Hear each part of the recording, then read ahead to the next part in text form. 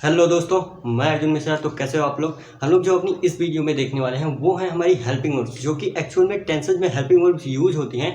वो एक्चुअल में हैं क्या और उनकी वो फॉर्म्स क्या है, क्या उनकी कोई बेस फॉर्म है जिसके अकॉर्डिंग हम लोग उन्हें यूज़ कर रहे होते हैं। अगर वो हैं तो हम ये सही से जान पाएँ कि वो कहाँ कहाँ पे उनका यूज़ कैसे होता है, कौन हेल्पिंग वर्ब किस फॉर्म की है। जैसे मैं पूछूँ इज क्या है, इज किस फॉर्म को रिप्रेजेंट करती है, अपने वर्ब की। जैसे हम लोग देखते हैं गो, went, gone, goes.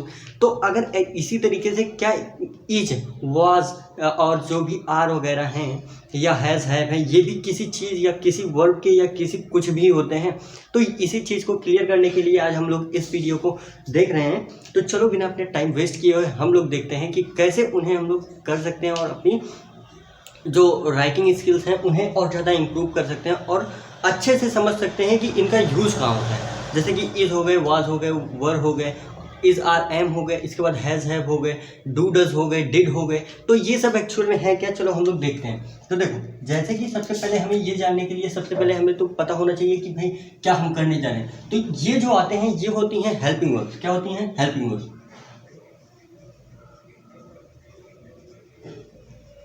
Helping verbs. अब देखो, ये जो हेल्पिंग वर्ब्स होती हैं एक्चुअल में हेल्पिंग वर्ब्स करती क्या है, इनका किसी भी सेंटेंस में जो हेल्पिंग वर्ब आती है उसका यूज़ क्या होता है। चलो अब देखते हैं यूज़ क्या होता है। जब मान लो किसी भी जैसे कोई सेंटेंस लिखते हो तो आई होप आप सबको पता होगा कि वर्ब होती है। तो जो ये वर्ब होती है, देखो ये वर्ब होगी, ठीक है। इसे अगर इस वर्ब को मान लो किसी भी सेंटेंस में जो वर्ब होती है वो उस सेंटेंस को रिप्रेजेंट कर रही होती है, वही वर्ब उसे रिप्रेजेंट करती है। देखो जैसे मैं कहता हूँ मैं दौड़ता हूँ, तो अगर यहाँ पे दौड़ने का जो ये काम हो रहा है इसे दौड़ने वाला काम निकाल दो तो मैं करता हूँ, क्या करते हो? दौड़ता हूँ, वही काम तो रिप्रेजेंट कर रहे हो। तो जो एक्शन होती है, ये जो वर्ब होती है, अगर इसे आप मानो कि उस जो पूरा सेंटेंस होता है उसका बहुत मेजर पार्ट होता है। एक हिसाब से अगर आप इसे मानोगे तो अगर आपको जनरली अपने लाइफ में समझना है तो ये आप मानो कि ये पूरे सेंटेंस का जो होता है ना, ये राजा होता है। आपको ये क्या बात है, मान के चलो, अभी समझना है हमें। तो अब ये मान के चलो कि जो ये वर्ब होती है ये राजा होती है। तो क्या करती हैं, जो हेल्पिंग वर्ड्स होती हैं वो इनकी मदद करती हैं। किस काम में मदद करती हैं कि वो किस टाइम पे एक्शन हो रहा है। जैसे देखो, अगर मैं कहता हूँ आई एम रनिंग, तो अब यहाँ पे जो रनिंग काम हो रहा है हमें ये पता चल रहा है कि रन दौड़ने का काम हो रहा है, लेकिन वो किस टाइम में हो रहा है ये चीज़ बताने के लिए यहाँ पे देखो मैंने क्या लिखा, आई एम और इसके बाद डॉट डॉट जो भी है आगे रनिंग, ठीक है। अब देखो यहाँ पे जो ये एम है, क्योंकि हमें समझना आज ये है इसके इसीलिए और ज़्यादा लिख के सेंटेंसेस आपको कंफ्यूज नहीं कर रहा हूँ। नहीं तो अगर हम लोग आगे चल के देख रहे हैं कंफ्यूज हो रहे होंगे तो हम लोग के लिए प्रॉब्लम क्रिएट हो रही होगी। अब जो ये एम है, एम हमें बता रहा है मैं हूँ, मैं देखो आई एम रनिंग, मैं दौड़ रहा हूँ, ठीक है। तो यहाँ पे जो इससे एम से हमें पता चल रहा है, ये पता चल रहा है कि ये प्रेजेंट में एक्शन हो रहा है। एम जो बता रहा है ये हमें बता रहा है कि जो एक्शन ये दौड़ने का काम हो रहा है वो किस में हो रहा है, प्रेजेंट टाइम में।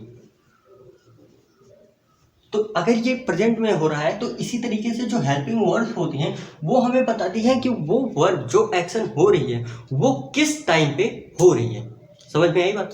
अब हमने अगर ये जान लिया कि ये जो वर्ब है ये किस टाइम पे हो रही है, ये पता चल गया, तो हम उसे आराम से रिप्रेजेंट कर देंगे।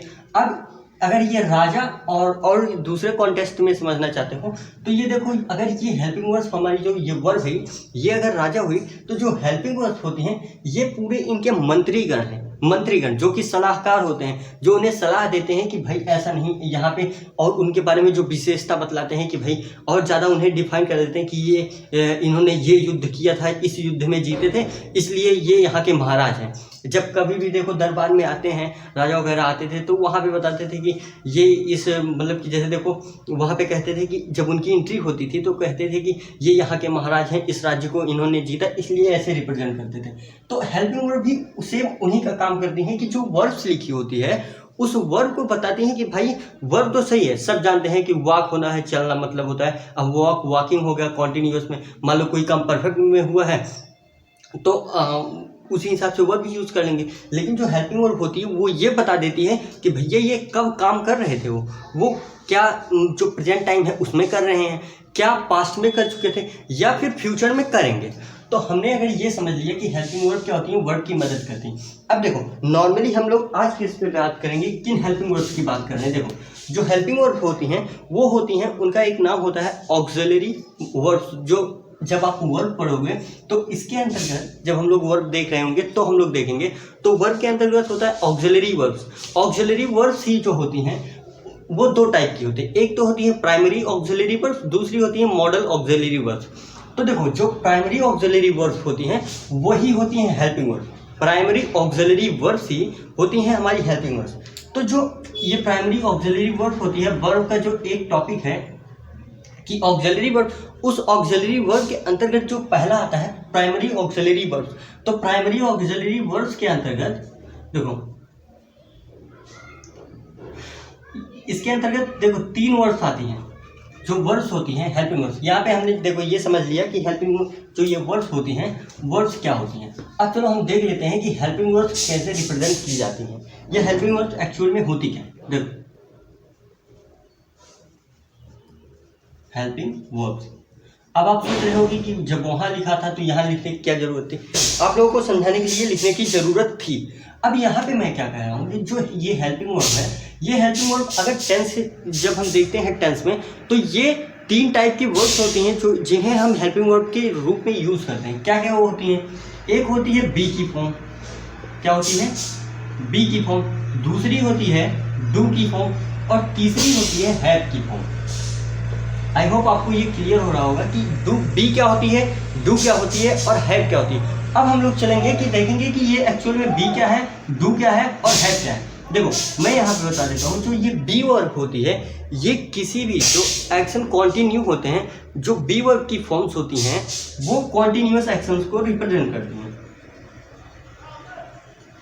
कॉन्टिन्यूअस के एक्शंस को रिप्रेजेंट करती हैं, किसके एक्शंस को, कॉन्टिन्यूअस के एक्शंस को। जो डू की वर्ब्स होती हैं वो इंडेफिनिट,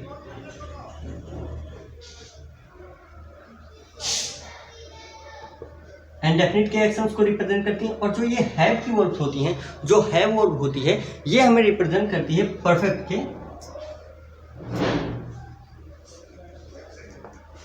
के जितने भी एक्शंस होते हैं। अब इसका मतलब ये समझो कि अगर कहीं पे भी हमें ये दिखाई देता है कि बी लिखा हुआ है, बी की जो फॉर्म्स होती हैं अभी उन्हें बताऊंगा वो क्या क्या होती हैं। तो अगर कहीं पे बी की फॉर्म्स लिखी हैं तो ये पक्का समझो कि वहाँ पे कॉन्टिन्यूअस का एक्शन कोई ना कोई है, ठीक है। अब अगर कहीं पे डू रिप्रेजेंट कर रहा है, डू की फॉर्म्स जो होंगी वो लिखी हुई हैं, तो वहाँ पे आप क्या कहोगे, वो इंडेफिनिट के एक्शंस होंगे। अगर कहीं पे हैव लिखा है तो वहाँ परफेक्ट के एक्शंस होंगे। अब एक आप लोग जो नाम सुने होंगे, हमने देखा भी है काफ़ी टाइम, कि एक होता है प्रेजेंट और परफेक्ट। प्रेजेंट परफेक्ट नहीं, परफेक्ट और कॉन्टिन्यूअस। जो परफेक्ट और कॉन्टिन्यूअस होते हैं ये मतलब कि इनके कॉम्बिनेशन होते हैं ना, इनके और इनके कॉम्बिनेशन। तो यहाँ पे भी इनके कॉम्बिनेशन से हम बना लेंगे बी की वर्ब का यूज़ करके और हैव की दोनों फॉर्म की वर्ब्स का यूज़ करके हम वहाँ पे परफेक्ट कॉन्टिन्यूअस के लिए हेल्पिंग वर्ब्स को तैयार कर लेते हैं। चलो इसे आप लोग नोट कर लो, इसके बाद हम लोग देखते हैं कि अच्छे से इनमें क्या करना है। देखो हमने यहाँ पे क्या सीखा कि हेल्पिंग वर्ब्स जो होती हैं वो वर्ब की, हमने 2 चीज़ें सीखी। हेल्पिंग वर्ब्स जो होती हैं वो हमें हमारी जो वर्ब्स होती हैं उन्हें मदद करती हैं, वो टाइम किस एक्शन, जो एक्शन हो रहा है वो किस टाइम में हो रहा है, ये चीज़ बताती है। दूसरा हमने सीखा कि अब वो बात तो हमें समझ में आ गई कि वो किस टाइम में होता है। अब हमें जो नेक्स्ट चीज़ देखी वो ये देखी कि कौन कौन सी ऐसी चीज़ें हैं जिनसे हम वर्ब को अपने फॉर्मेट देते हैं। वो 3 चीज़ें मिली जो कि हमें थी, एक बी की फॉर्म, एक डू की फॉर्म, एक हैव की फॉर्म। मैंने यहाँ पे क्या बताया पहला कि जो बी की फॉर्म्स होती हैं वो कॉन्टिन्यूअस के एक्शंस को रिप्रेजेंट करती हैं, यहाँ पे देखो। इसके बाद डू की जो वर्ड्स होती हैं और इसके बाद क्या होती हैं, हैव। देखो हैव की जो होती हैं वर्ड्स ये हमें रिप्रेजेंट करती हैं परफेक्ट के जितने भी कॉन्टिन्यूअस एक्शंस को, कॉन्टिन्यूअस के एक्शंस को रिप्रेजेंट करती हैं। ये एक मार्कर भी चलता। और ये जो होती हैं डू की फॉर्म जो होती हैं ये इंडेफिनिट के एक्शंस को रिप्रेजेंट करती हैं। और ये जो होती हैं परफेक्ट के एक्शंस को रिप्रेजेंट करती हैं। ये 3 चीजें हमने समझी, इसे जस्ट पहले अभी हम लोगों ने देखा था। अब हम क्या देख रहे हैं कि जो ये बी और डू ये दोनों मिला के ही हम क्या बना लेते हैं, परफेक्ट कॉन्टिन्यूअस। अब हम यहाँ पे ये भी देख लेते हैं कि परफेक्ट कॉन्टिन्यूअस में कैसे बनते हैं। इससे पहले हमें ये जानना है कि भाई हमने बी तो देख लिया, लेकिन इनकी फॉर्म्स कौन कौन सी हैं। जो बी वर्ब हमने लिखी उसकी फॉर्म कौन कौन सी हैं। तो देखो जो बी वर्ब होती है इसे हमने किस में बताया, कॉन्टिन्यूअस में रिप्रेजेंट करते हैं। ये देखो यहाँ पे लिखा है, ठीक है। अब जो बी वर्ब होती है इसका जो प्रेजेंट, देखो हमने यहाँ पे क्या लिखा है कि कॉन्टिन्यूअस एक्शन को रिप्रेजेंट करते हैं। लेकिन अगर कोई एक्शन कॉन्टिन्यू है लेकिन वो प्रेजेंट टाइम पे जब स्पीकर बोल रहा है उस टाइम पे कॉन्टिन्यू है, तो क्या होगी, यहाँ पे हम उस इस टाइम में जो बी की वर्ड्स होती हैं, बी की जो और अदर फॉर्म होती हैं, वो इज, आर और एम का यूज करते हैं। ये बी वर्ब की बेस फॉर्म है। ये क्या है, बी वर्ब की बेस फॉर्म है जिसमें हम यूज करते हैं। अब यहाँ पे देखो बी वर्ब की जो बेस फॉर्म है बी स्वयं है, ठीक है, क्योंकि हम बी वर्ब जो होता है बी वर्ब को स्वयं भी यूज करते हैं। अब देखो इसके बाद अगर यही बात अगर मान लो हो गई पास्ट के लिए, अगर कोई एक्शन कंटिन्यू है और पास्ट में है तो वहां पे दो हेल्पिंग वर्ड्स का यूज करते हैं जो कि बी की पास्ट फॉर्म होती हैं, वो होती हैं वाज और वर। इसके बाद आता है कि कोई मान लो अगर परफेक्ट में एक्शन है, परफेक्ट एक्शन है, तो वहां पे रिप्रेजेंट करने के लिए बी की जो फॉर्म होती है वो होती है बीन। आप सभी ने देखा होगा कि जब हम प्रेजेंट परफेक्ट कॉन्टिन्यूअस टेंस लिखते हैं तो वहां पे बीन का यूज कर रहे होते हैं। क्यों, क्योंकि वहां पे हमें परफेक्ट फॉर्म यूज करनी होती है वी वर्ब की, ठीक है। तो अब यहाँ पे देखो इसके बाद इसकी कॉन्टिन्यूअस फॉर्म होती है बी की, वो होती है बीन। कॉन्टिन्यूअस फॉर्म होती है बीन।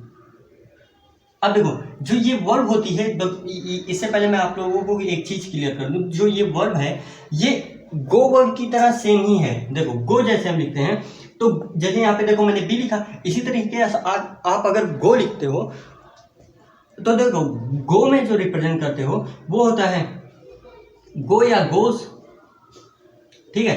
पास्ट में आप क्या यूज करते हो, वेंट, और इसके बाद पास्ट परफेक्ट में क्या करते हो, गॉन, और इसके बाद क्या करते हो, अगर मान लो इसे कॉन्टिन्यूअस में लिखना होता है तो क्या कर देते हो, गोइंग। यही तो करते हो, सेम चीजें देखो यहीं से। लेकिन इसमें फर्क क्या पड़ जाता है कि जो इसकी फॉर्म्स है यहाँ पे देखो, यहाँ पे गो गोज होती हैं, लेकिन यहाँ पे इज आर एम बनती हैं इनकी फॉर्म्स।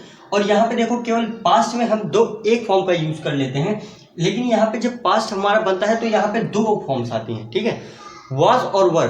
क्योंकि ये हेल्पिंग वर्ब्स हैं तो हेल्पिंग वर्ब अपना अलग से थोड़ा रोल प्ले करती हैं। तो आप इन्हें नोट कर लो। इसके बाद हम लोग चल रहे होंगे हैव पे, और इसके बाद हैव पे अच्छे कॉन्सेप्ट देखने वाले हैं, फिर डू पे देखेंगे।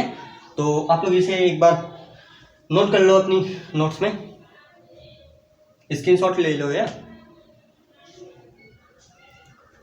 देखो आप लोगों ने कर लिया होगा इसे। तो यहाँ पे हम लोगों ने क्या देख लिया, बी की जो फॉर्म्स होती हैं हम लोगों ने उन्हें देख लिया। अब चलो हम लोग देख लेते हैं, हमने किसे कंप्लीट कर लिया, बी को कंप्लीट कर लिया। अब हम लोग देख लेते हैं डू। क्या डू भी इसी तरीके से कुछ फंक्शन करती है? बिल्कुल इसी तरीके से डू भी कुछ फंक्शन हमारी कर रही होती है। अब वो कैसे करती है, देखो जब आप लिखते हो तो प्रेजेंट टेंस में जब डू की वर्ड का यूज करोगे तो वहां पे इनकी दो बेस फॉर्म दो होती हैं, डू और डज। और हाँ, पीछे मैंने वो इज आर एम के बगल बी लिखना मैं भूल गया। आप वहां पे जब इज आर एम लिखा मैंने, इज आर और एम, तो इसके साथ इसकी एक फॉर्म जो बी स्वयं है वो खुद भी बेस फॉर्म होती है, वो खुद भी बेस फॉर्म हो रही होती है। तो यहाँ पे अब क्या देखना है, डू डज, ये तो हमारे प्रेजेंट में यूज कर लेते हैं। लेकिन अगर पास्ट में आपको यूज करना है तो अब मैंने अभी डू की पास्ट फॉर्म क्या होती है, डू का अगर आप मान लो आपको हेल्पिंग वर्ब के रूप में यूज करना है डू की फॉर्म्स का, और अब उसे पास्ट में यूज करना है, मतलब पास्ट इंडेफिनिट में यूज करना है, तो क्या करोगे, तो आप वहां पे करोगे डिड का यूज। क्या करोगे, डिड का यूज।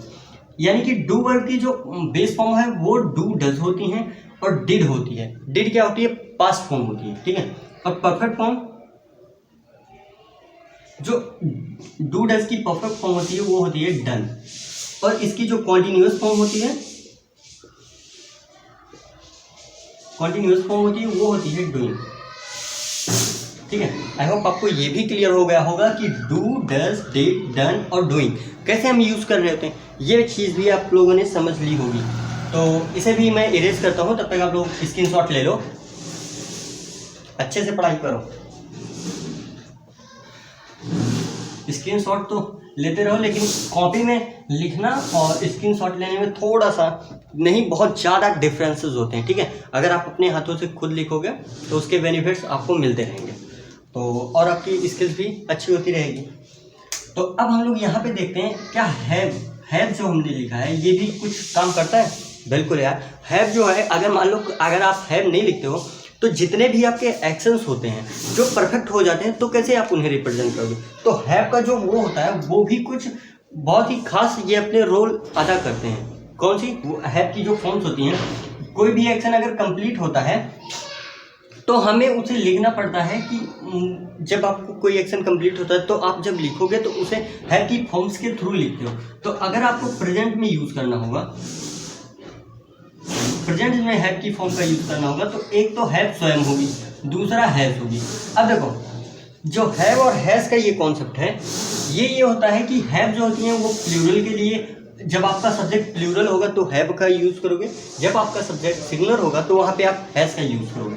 इसी तरीके से अगर आप यहाँ नीचे आते हो और आप लिखते हो पास्ट, क्या पास्ट में हम इनका किस फॉर्म में जो हैव वर्ब है, हैव की हम पास्ट फॉर्म में किस फॉर्म से रिप्रेजेंट करेंगे, तो वो होता है हैड, ठीक है। अब अगर ये बात की जाए कि परफेक्ट में तो ये हो जाता है हैड, यानी कि इसका पास्ट भी हैड है, परफेक्ट भी हैड है। और अगर ये कॉन्टिन्यूअस होता है तो वहाँ पे हो जाता है हैविंग। बात समझ में आई कि अगर यहाँ पे इस तरीके से हम लोग यूज़ कर रहे होते हैं। अब चलो, आप लोगों ने सभी लोगों ने नोट कर लिया होगा आई होप। तो चलो अब हम लोग आगे देख रहे हैं।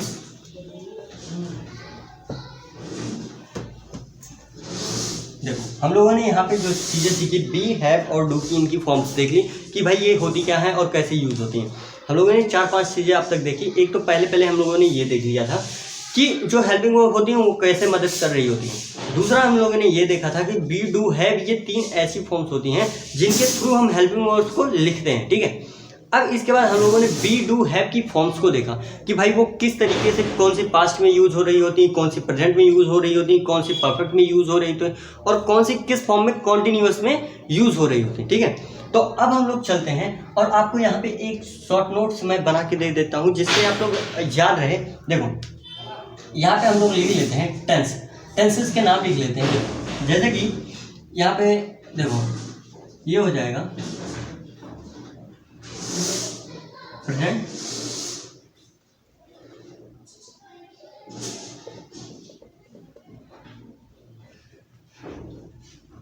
पास्ट, फ्यूचर, ठीक है। अब यहाँ पे मैंने पहले तो ये लिख दिया कि हेल्पिंग वर्ब्स जो हैं ये देखो, जैसे बी की फॉर्म्स लिख दी, is, are, am, was, were, been और being, do, does, did, done, doing, ठीक है। हैज, हैव, हैड और हैविंग। और देखो विल, शैल ये अलग टॉपिक है, ये होते हैं मॉडल्स, ठीक है। और ये हमें इंटेंशंस को रिप्रेजेंट करते हैं, जो हम इन्हें टेंस टॉपिक में पढ़ लेते हैं। पर ये जो मॉडल्स होते हैं इनका थोड़ा अलग से वो होता है कि वो इंटेंशंस को रिप्रेजेंट करते हैं। फिलहाल इसीलिए मैंने इन्हें फिल नहीं किया है, इन्हें छोड़ दिया, ठीक है। यहाँ पे बेस के लिए आप लोगों को बता दिया कि इंडेफिनिट में वैसे लिख देते हैं, ठीक है। तो अब चलो हम लोग देखते हैं कि भाई प्रेजेंट में यूज़ कैसे करते हैं, जो अभी तक हम लोगों ने पढ़ा, ठीक है, हम लोगों ने देख लिया। अब उसमें कैसे हम यूज़ कर रहे होते हैं, जैसे कि यहाँ पे देखो मैंने लिखा कि जो प्रेजेंट का इंडेफिनिट होता है इससे आप इस तरीके से रिलेट करके लिखना, इससे इससे और इसी के बाद इससे इनसे, इनसे इनसे और इनसे इनसे, ठीक है।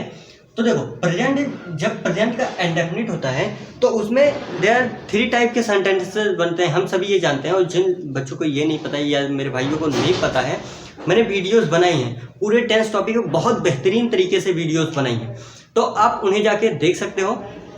और अगर पता है तो कोई इशू नहीं, फिर हम लोग आगे देख रहे होते हैं। फिर देखो यहाँ पे जब अफर्मेटिव होता है तो वहाँ पे क्या करते हैं हम कि अफर्मेटिव जो सेंटेंसेस होते हैं तो उनमें वर्ब की फर्स्ट फॉर्म में यस, जो वर्ब की फर्स्ट फॉर्म होती है उनमें यस या यस लगा देते हैं और काम खत्म हो जाता है। लेकिन हमें क्या देखना है कि हेल्पिंग वर्ब जब मदद कर रही होती तब वो एक्शन कैसे करते हैं। तो हेल्पिंग वर्ब 2 कंडीशंस में हेल्प कर रही थी, एक तो निगेटिव सेंटेंसेस में और एक इंट्रोगेटिव सेंटेंसेस में। लेकिन ये देखो यहाँ पे ये हर चीज़ के लिए मत मान लेना कि हर टेंस में हेल्पिंग वर्ब केवल निगेटिव के साथ आएंगी और इंट्रोगेटिव के साथ। वो आती हैं, किनके साथ आती हैं, वो आती हैं कि अगर मान लो निगेटिव सेंटेंस जब होगा प्रेजेंट इंडेफिनिट का निगेटिव होगा तब। बात समझ में आई? क्योंकि देखो जो इंडेफिनिट टेंस है, प्रेजेंट का इंडेफिनिट है और पास्ट का इंडेफिनिट है। ये दो टेंसेस जो है ना, यही दो टेंसेस थोड़े से ज़्यादा मतलब मुश्किल हार्ड हैं और यही सबसे पहले हमें पढ़ना होता है। तो इसलिए थोड़ी सी कन्फ्यूजन होती है कि यहाँ पे अब बात की जाए, वैसे तो नॉर्मली अगर देखा जाए तो सब में हेल्पिंग वर्ब और वर्ब लिख लेते हैं, लेकिन इनमें थोड़ा सा और अदर रोल प्ले करते हैं। वो क्या होता है कि इनमें पहले तो वर्ब में यस या यस लगा के अफर्मेटिव सेंटेंसेस बनते हैं। इसके बाद क्या होता है कि डू डज लिखते हैं।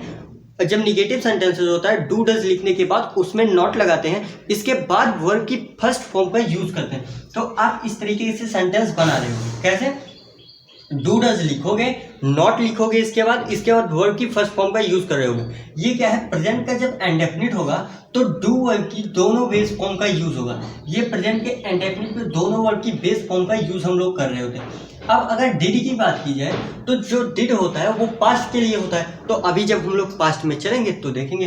अब यहाँ से आ जाओ आप लोग नीचे, कॉन्टिन्यूअस, प्रेजेंट कॉन्टिन्यूअस। अब मैंने कहा था जब भी कहीं भी कॉन्टिन्यूअस की बात होती है तो आप हेल्पिंग वर्ब के लिए बी की फॉर्म पे जाना। क्यों? क्योंकि मैंने अभी बताया था कि जो बी होती है वो बी वर्ब जो होती है वो रिप्रेजेंट करती है बी की। ये कॉन्टिन्यूअस फॉर्म्स को रिप्रेजेंट करने के लिए स्पेशली बनाई ही गई हैं, ठीक है। तो अब अगर ये कॉन्टिन्यूअस को रिप्रेजेंट करती है तो यहाँ पे मैंने बताया था कि प्रेजेंट को रिप्रेजेंट करने के लिए इज आर एम, पास्ट को रिप्रेजेंट करने के लिए वाज वर, और प्रेजेंट को रिप्रेजेंट करने के लिए बीइंग, बी ये जो परफेक्ट है, परफेक्ट को रिप्रेजेंट करने के लिए होता है बीइंग, और जो कॉन्टिन्यूअस होती हैं वो होती है बीइंग, ठीक है। वो होता है being, B double E N, और ये होता है B E I N G, ठीक है। तो अब यहाँ पे जब आओगे आप कॉन्टिन्यूअस में, तो कॉन्टिन्यूअस में क्या रोल प्ले करती हैं ये देखो। यहाँ पे इज आर एम लिखते हैं और इसके बाद वर्ब की फर्स्ट फॉर्म में क्या कर देते हैं, आईएनजी लगा देते हैं। जहाँ भी कॉन्टिन्यूअस एक्शन होंगे वहाँ पे बी की फॉर्म का यूज होगा। अगर वो प्रेजेंट में है तो प्रेजेंट के अकॉर्डिंग, मैंने कई बार अभी आप लोगों को बताया कि प्रेजेंट में यूज होने के लिए इज आर एम आती है। यहाँ पे देखो वही मैंने लिखा है इज आर एम, और वर्ब की फर्स्ट फॉर्म में आईएनजी ऐड कर देते हैं। अब देखो जब कभी भी वर्ब की परफेक्ट फॉर्म होगी, प्रेजेंट परफेक्ट फॉर्म होगी, तो परफेक्ट को रिप्रेजेंट करने के लिए मैंने क्या बताया था कि जो हेल्पिंग वर्ब हैव होती है, हैव की जितनी फॉर्म्स होती हैं वो ही परफेक्ट को रिप्रेजेंट करने के लिए आती हैं। उसके अलावा कोई भी चीज़ें जो परफेक्ट टेंस में होंगी उन्हें रिप्रेजेंट नहीं करती हैं, ठीक है। परफेक्ट के एक्शंस को रिप्रेजेंट करने के लिए हमारी क्या आती है, हैव की फॉर्म्स आती हैं, ठीक है। तो जब भी आप प्रेजेंट के परफेक्ट की बात आएगी तो वहाँ पे आप हैज़ और हैव का यूज़ करोगे। ये किस अकॉर्डिंग यूज़ होता है, हैव जो होता है प्लूरल के लिए यूज़ होता है, जब आपके सब्जेक्ट जो होंगे वो किसके अलावा छोड़ के, अगर ही सी इट, और इसके बाद इसके अलावा देखो जैसे जो भी प्लूरल होंगे, आप लोगों को अगर नहीं पता है तो प्लूरल और सिंगुलर मैंने ये 10th टॉपिक में पढ़ाया है, ठीक है, बेस वीडियोज जो मैं बनाई तो वहाँ पे होंगे। नहीं तो अभी यहाँ पे एक चीज़ें और बढ़ जाएंगी। अब जैसे यहाँ पे फिर आएगी बात कि आई के साथ हैव का यूज़ क्यों करते हो, तो कंफ्यूज होगे, ठीक है। मैंने वहाँ पे बताया है। तो आप ये समझो जितने भी सिंगुलर सब्जेक्ट होते हैं उनके साथ हम क्या करते हैं, हैज़ का यूज़ करेंगे, और जितने भी प्लूरल होते हैं उनके साथ हैव का यूज़ करेंगे। यहाँ पे एक चीज़ होती है, आई के साथ भी हैव का यूज़ करते हैं, ठीक है। क्यों? क्योंकि आई जो होता है स्पीकर होता है, बोलने वाला होता है, तो आई के लिए एक स्पेशल कंडीशन होती है, इसके लिए हैव का यूज़ करते हैं। वो हम लोग पढ़ रहे होंगे आगे। अब देखो यहाँ पे जब प्रेजेंट परफेक्ट कॉन्टिन्यूअस आया था तो मैंने क्या बताया था कि इन्हीं फॉर्म्स को मिला के बनाए जाते हैं, ठीक है। तो यहाँ पे देखो परफेक्ट के फॉर्म को उठाया गया, और यहाँ से परफेक्ट जो यहाँ पे इंडेफिनिट है, यहाँ पे किसका, बी फॉर्म की जो परफेक्ट फॉर्म होती है उसे उठा लिया गया। प्रेजेंट परफेक्ट के हेल्पिंग वर्ब को इस तरीके से हैज, हैव, और यहाँ पे बीन लगा के वर्ब की आईएनजी फॉर्म से हम लोग रिप्रेजेंट करते हैं। इसी तरीके से अगर आप पास्ट में आते हो तो पास्ट के जो अफर्मेटिव बनता है, देखो मैंने क्या बताया था कि प्रेजेंट के इंडेफिनिट और पास्ट के इंडेफिनिट में दो स्पेशल कंडीशंस होते हैं। वो कंडीशंस क्या होते हैं कि उनके अफर्मेटिव्स में क्या होते हैं कि प्रेजेंट वाले में वर्ब की अगर जो सिंगुलर फॉर्म होती, जो फर्स्ट फॉर्म होती है उसमें यस या यस ऐड करते हैं। अगर सब्जेक्ट सिंगुलर हुआ तो, अगर सब्जेक्ट प्लूरल हुआ तो वर्ब की फर्स्ट फॉर्म को हम लिख देते हैं। अब पास्ट में जब आते हैं तो पास्ट में बात आती है कि जैसे मान लो कोई वर्ब लिखी है तो वो सेकंड अपने पास्ट फॉर्म यानी कि पास्ट फॉर्म में लिखी जाएगी, यानी कि सेकंड फॉर्म, वर्ब की सेकंड फॉर्म का यूज होगा। अब यहाँ पे मैंने वो लिख दिया सेकंड, लेकिन जैसे ही हम निगेटिव में आते हैं तो ये सिनेरियो थोड़ा सा चेंज होता है। वहाँ पे क्या होता है कि हम डिड वर्ब का यूज कर रहे होते हैं इंडेफिनिट को रिप्रेजेंट करने के लिए, और जो यहाँ पे नॉट होता है उनके साथ, तो अगर निगेटिव सेंटेंसेस हैं तो वहाँ डेफिनेटली है कि नॉट आएगा। तो डिड और नॉट के बाद वर्ब की फर्स्ट फॉर्म का यूज करते हैं। अब यहाँ पे वर्ब की सेकंड फॉर्म फिर से क्यों नहीं लिखते, क्योंकि यहाँ पे डिड जो है एक बार सेकंड फॉर्म आ चुकी है, और जो किसी भी वर्ब की जो सेकंड फॉर्म होती है वो हमारे पास्ट टेंस को रिप्रेजेंट करती है। अगर आप देखो ये देखो 2 इंटू यहाँ पे कितना लिखा जाए कि इक्वल टू आए। अगर आप 1 लिखते हो तभी तो आएगा, बात समझ में आई। तो इसी तरीके से अगर आप यहाँ पे जो हेल्पिंग वर्ब है, ठीक है, अब अगर डिड लिखा है एक बार, अगर आप उसमें एक बार फिर सेकंड फॉर्म का यूज कर दोगे, देखो एक बार पास्ट फॉर्म लिखा है, ये देखो जो यहाँ पे टू लिखने का मतलब है वो है कि वर्ब की सेकंड फॉर्म, सेकंड का मतलब पास्ट, ठीक है, पास्ट, और ये हो जाएगा फिर वर्ब की पहली फॉर्म। यानी कि अगर सेकंड हमें पास्ट पाना है तो 2 इंटू 2, अगर मान लो यहाँ पे आप 2 बार पास्ट यूज कर देते हो तब तो फोर्थ, जबकि फोर्थ फॉर्म क्या होती है, अगर वर्ब की फोर्थ फॉर्म देखी जाए तो हमारी तो होती है कॉन्टिन्यूअस फॉर्म निकल के आती है गोइंग, जबकि ये तब तो हमारा इस तरीके से यहाँ पे गलत हो जाएगा। बात समझ में आई? अगर नहीं समझ में आई तो इसे ऐसे समझो, आप सिंपली ये समझ लो कि जो निगेटिव होता है, निगेटिव में डिड का यूज करते हैं, उसके बाद नॉट का ऐड कर देते हैं और इसके बाद वर्ब की फर्स्ट फॉर्म का यूज करते हैं। यही बात ध्यान रखने लायक है। इसके बाद जैसे हम पास्ट के कॉन्टिन्यूअस में आते हैं, यहाँ पे मैंने क्या बताया था कि जब कॉन्टिन्यूअस की फॉर्म की आएगी कॉन्टिन्यूअस की बात, आप सीधे बी पे चले जाया करो। और अब हम आ गए हैं पास्ट टेंस में, तो पास्ट के लिए मैंने क्या लिखा है, वाज और वर। तो वहां से उठाओ वाज और वर को और लाके यहाँ रखो। जब पास्ट का कॉन्टिन्यूअस होगा यानी कि पास्ट कॉन्टिन्यूअस टेंस होगा तो आप यूज करोगे वाज एंड वर और प्लस कॉन्टिन्यूअस जो अपने आप में कॉन्टिन्यू एक्शन को दिखाता है कि उस टाइम पे कॉन्टिन्यू एक्शन रहा होगा, तो यहाँ पे वर्ब की आईएनजी फॉर्म लगा देंगे जो कि हमें कॉन्टिन्यूअस को रिप्रेजेंट करती है। अब यहीं से फिर चलो, यहाँ से क्या मैंने कहा कि ये क्या है, पास्ट का परफेक्ट है। हाँ, तो अब जैसे मैंने कहा था कि परफेक्ट की बात होगी तुरंत है वाले फॉर्म पे जाना। आप यहाँ चले आओ है वाले पे, आप यहाँ चले आए। अब मैंने क्या कहा कि परफेक्ट फॉर्म, तो मैंने ये तो बताया है ये वाला जो पास्ट है कि ये होती है पास्ट फॉर्म, लेकिन ये जो होती है ये होती है परफेक्ट, ठीक है। अब अगर ये परफेक्ट फॉर्म है हेड की, देखो एक्चुअल में हेड तो दोनों लिखे हैं, कुछ भी आप उठा लो, लेकिन यहाँ पे समझना ये है कि हेड हम उठा रहे हैं, ठीक है। तो आप यहाँ से लेते हो हेड और वर्ब की परफेक्ट फॉर्म को रिप्रेजेंट करने के लिए वर्ब की थर्ड फॉर्म, जहाँ पर परफेक्ट आता है वहाँ पे वर्ब की थर्ड फॉर्म का यूज करोगे, ठीक है। इसी तरीके से जैसे आगे चलते हो परफेक्ट और देखो पास्ट परफेक्ट कॉन्टिन्यूअस, अब पास्ट परफेक्ट कॉन्टिन्यूअस को भी उसी तरीके से बना लेते हैं जैसे प्रेजेंट परफेक्ट कॉन्टिन्यूअस टेंस को बनाते हैं, उनकी हेल्पिंग वर्ब्स को प्रिपेयर करते हैं, तैयार करते हैं, ठीक है। तो आप यहाँ पे क्या करोगे, हेड का यूज करोगे प्लस बीन लगा दोगे और वर्ब की आईएनजी फॉर्म आ जाएगी। और यहाँ पे टाइम आता है जो कि जब हम लोग वो कर रहे होंगे तो कर रहे होंगे। अब यहाँ पे मैंने क्या बताया कि विल सेल, आई होप कि आप लोगों को इतना सारा चीज़ें इधर की क्लियर हो गई होंगी। तो अब हम लोग चलते हैं बिल और सेल, देखते हैं कि भाई ये बिल और सेल इन ये क्या हमें रिप्रेजेंट कर रहे हैं और ये यहाँ पे आई क्यों है, ठीक है। तो चलो हम लोग देखते हैं बिल और सेल क्या दिखा रहे हैं यहाँ पे, नोट करो आप लोग।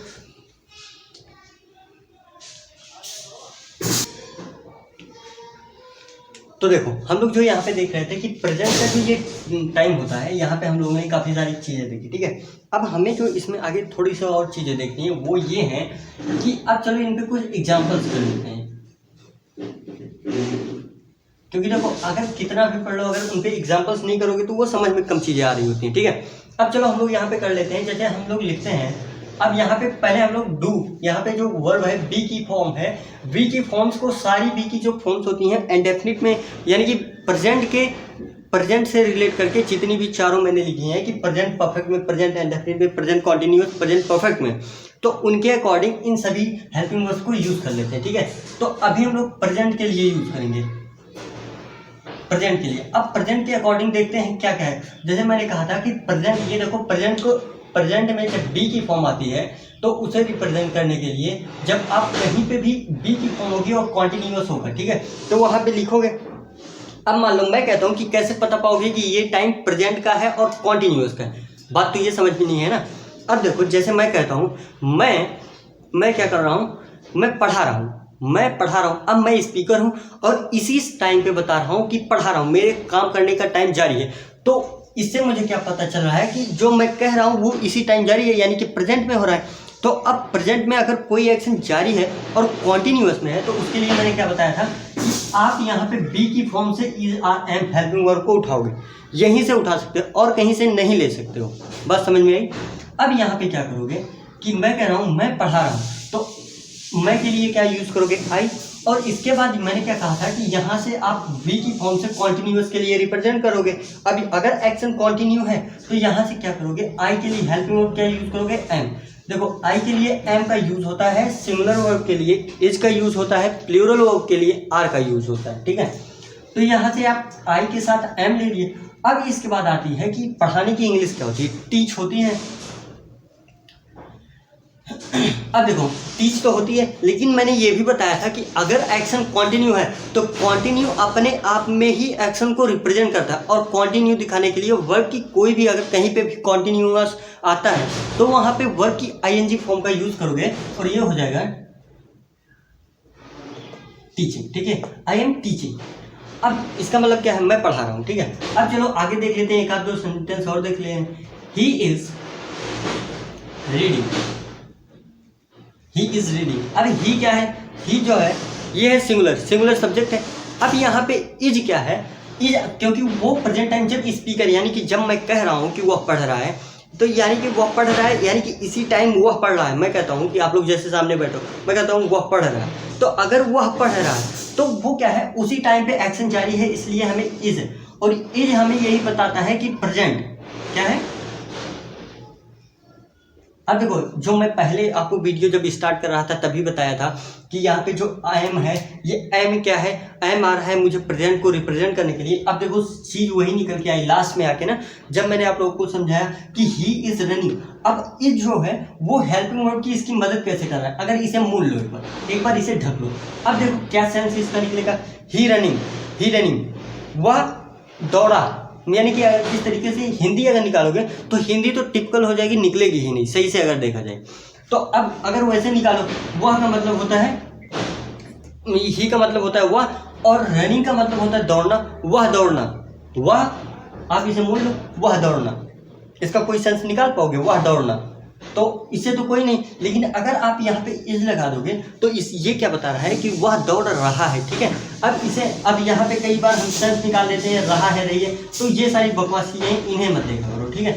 यहाँ से हमें क्या देखते हैं, वह है, अगर इसकी एक्चुअल में मीनिंग देखी जाए हिंदी में तो क्या होगी, वह यानी कि ही का मतलब हो जाएगा वह, इज का मतलब है वह है क्या करते हुए, दौड़ते हुए, वह है दौड़ते हुए।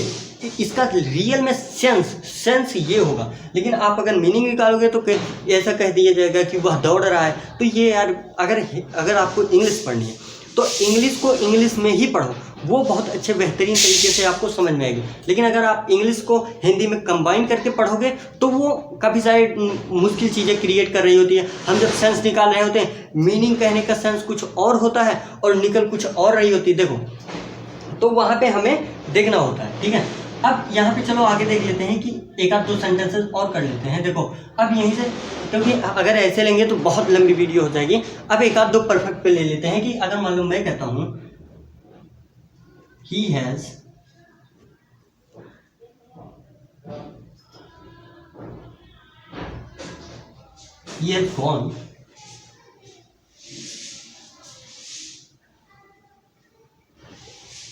Gone market.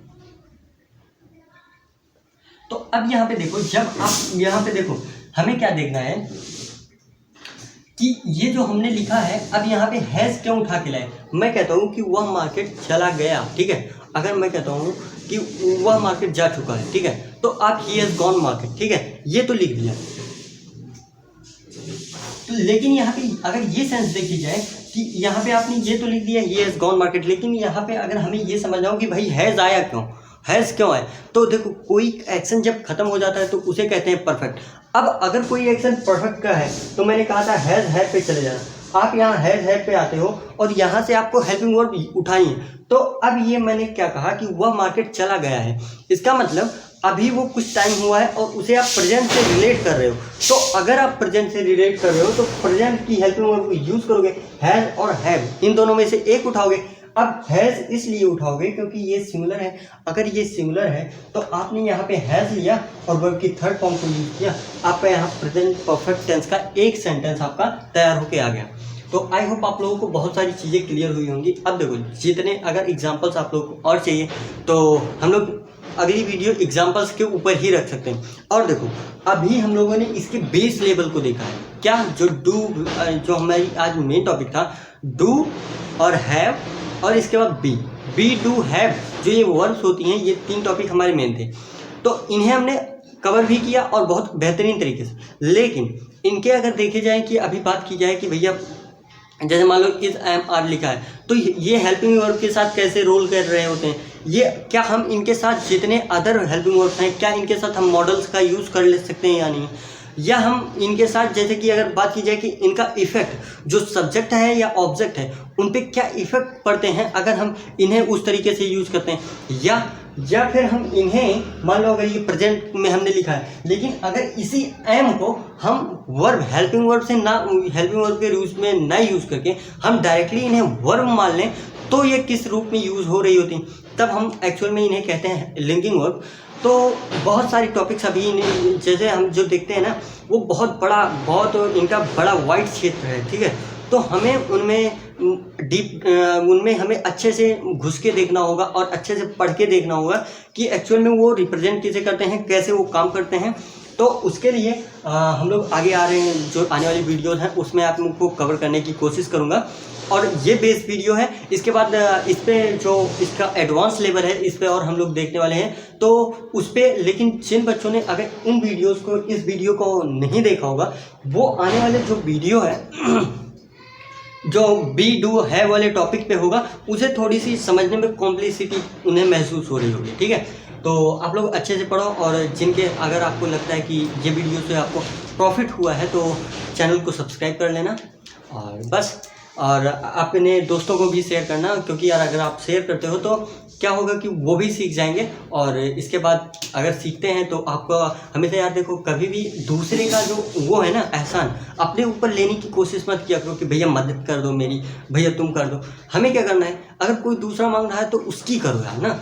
तब यहाँ पे एन की मैंने एक बार अपने लेक्चर में कहा भी था कि अपने कंधों को मतलब कि इतना मजबूत बनाओ कि दूसरे तुम्हारे कंधों के सहारे खड़े हो, ना कि तुम जो है दूसरों के कंधे के सहारे खड़े हो, ठीक है। तो अपने कंधों पे, यानी कि एक वर्ड भी होता है कि कहते हैं ओनस जो होता है कि रिस्पॉन्सिबिलिटी जो होती है उसे हम कहते हैं ओनस करना, ठीक है। तो अगर कहीं पे आपको रिस्पॉन्सिबिलिटी की जगह अच्छा वर्ड यूज़ करना है तो कहते हैं टेक ओनस।